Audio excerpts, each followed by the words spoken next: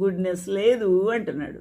నేను ఇలాగందును, భూమి మీద ఉన్న భక్తులే శ్రేష్ఠులు, వారు నాకు కేవలము ఇష్టలు. నేను ఇలాగందును, భూమి మీద ఉన్న భక్తులు శ్రేష్ఠులు.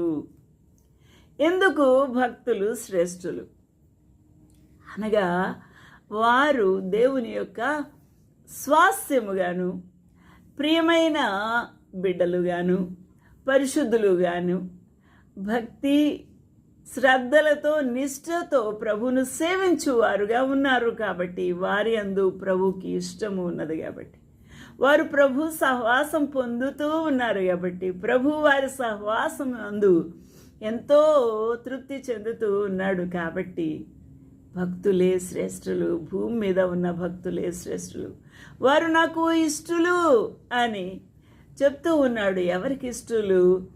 దేవునికి